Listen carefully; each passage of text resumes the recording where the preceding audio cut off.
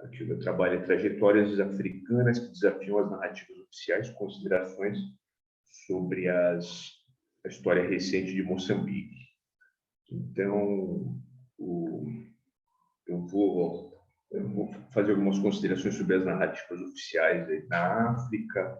Eu acho que isso é um tema interessante, um caminho interessante para as pesquisas, né?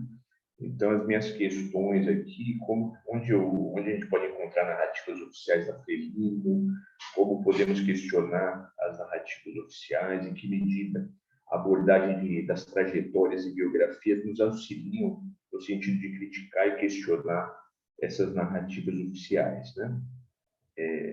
Então, na África, a gente pode ver constantes esforços de governos que foram e continuam sendo feitos para controlar, no sentido de controlar o passado, controlar as memórias, produzir narrativas oficiais.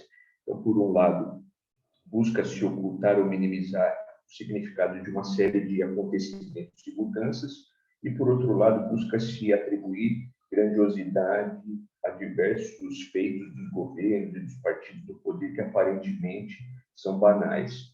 Então, não cabe simplesmente dizer que as narrativas oficiais são mentirosas, mas sim que elas não dão conta de toda a complexidade histórica que invariavelmente buscam legitimar as ações dos governos, né? Essas narrativas buscam legitimar as ações dos governos e dos partidos do poder. Então, em Moçambique, a nossa atenção volta especificamente ao contexto moçambicano, as tentativas de controlar as memórias históricas são problematizadas na literatura especializada, então é importante a gente dialogar com essas referências que criticam as narrativas oficiais da FRELIMO, né? Que a FRELIMO foi um movimento que participou da luta de libertação, tornou-se um partido que governa o país desde a independência, em 75. Primeiramente, adotou uma orientação socialista, de regime de partido único, e a partir da década de 80 passou a adotar medidas neoliberais impostas por instituições financeiras internacionais e, após os conflitos armados e longa negociação, reconheceu a RENAMO, né, o movimento de oposição, como um movimento legítimo que contava com ampla base de apoio entre as populações camponesas. Então, onde que nós podemos encontrar essas narrativas oficiais da FRELIMO?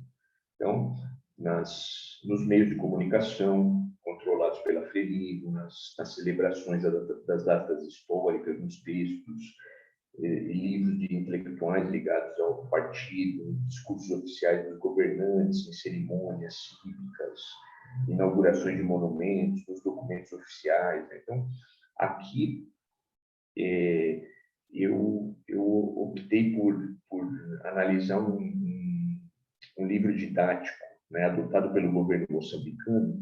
Então, é um manual escolar aqui do Dionísio Calixto Recama, então, da 10ª à 12ª classe, é um livro de preparação para o ensino superior, né? Do ensino secundário.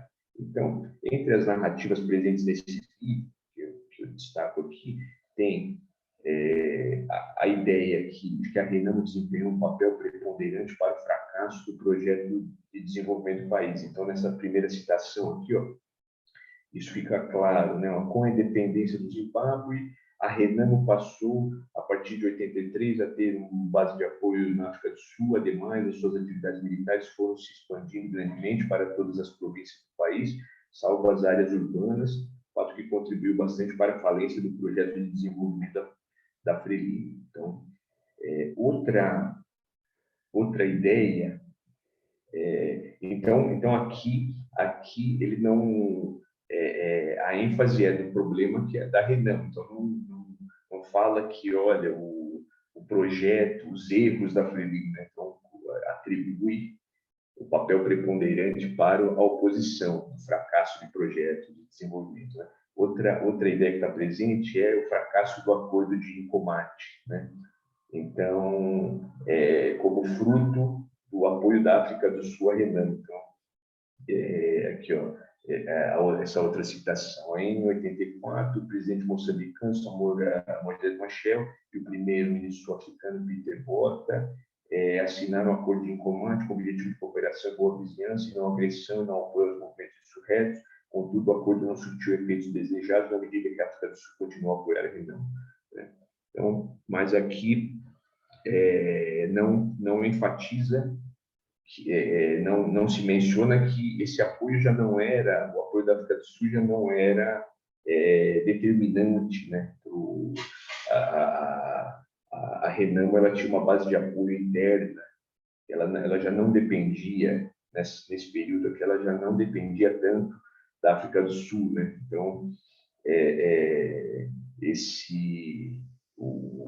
o fracasso do acordo não se deve só ao papel da África do Sul. Então, e tem uma outra ideia também que está presente aqui, que é a ideia da promulgação, que a promulgação da Constituição levou ao reconhecimento da legitimidade da Renamo e a assinatura do Acordo Geral de Paz, né? Então, por exemplo, até o título do tópico é da Constituição Multipartidária de 90 ao Acordo de Roma. Então, a citação fala assim: o projeto de Constituição de 1990 finalmente submetido à Assembleia pela Frelimo incorporava o princípio da liberdade de organização e associação dos cidadãos e posta estabilidade política através da promulgação da anistia, fato que viria a culminar nas negociações e no acordo de paz.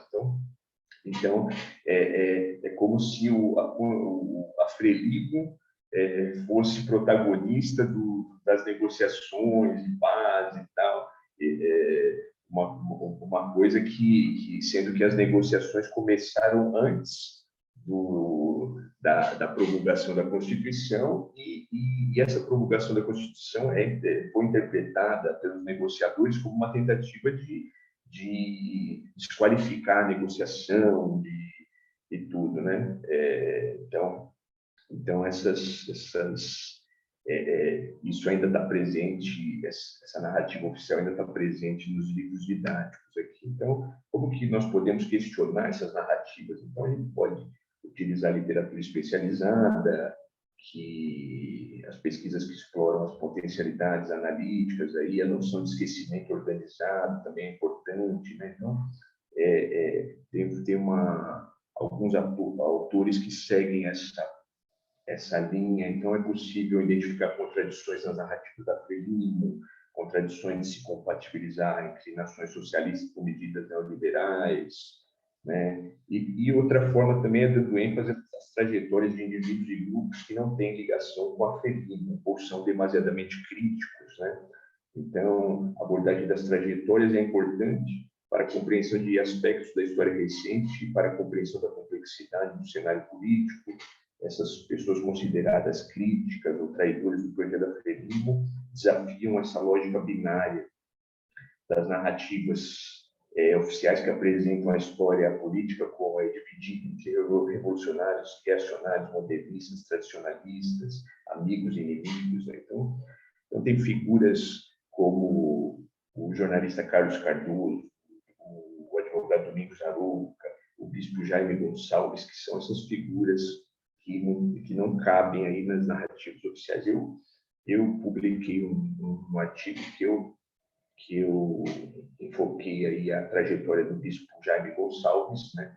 Então, a ênfase nas negociações de paz intermediadas por religiosos, como o bispo Jaime, que ele participou, foi um negociador lá, ele participou, né, na intermediação. Então, ela desafia também essas narrativas oficiais, porque essa ênfase vai no sentido de reconhecer o protagonismo desses religiosos em detrimento das atuações dos líderes da Frelimo, e evidencia os erros da Frelimo, né? Reconhece o desenvolvimento da Renamo enquanto partido, teve batalhas de apoio, não reduz a centralidade da luta da libertação. Então, é claro que a gente não deve não trata-se de dizer que as narrativas oficiais são completamente mentirosas, mas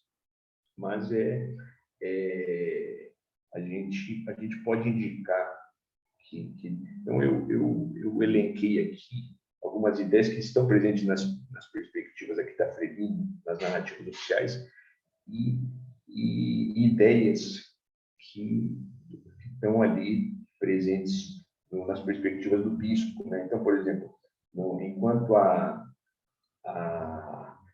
Frelimo, né, nas narrativas oficiais se enfatiza que a igreja foi mera aliada do regime colonial, a igreja católica, lá nas perspectivas do bispo, olha, então, também teve como que o regime colonial foi incomodado por católicos, as missões católicas também alimentaram sentimentos independentistas.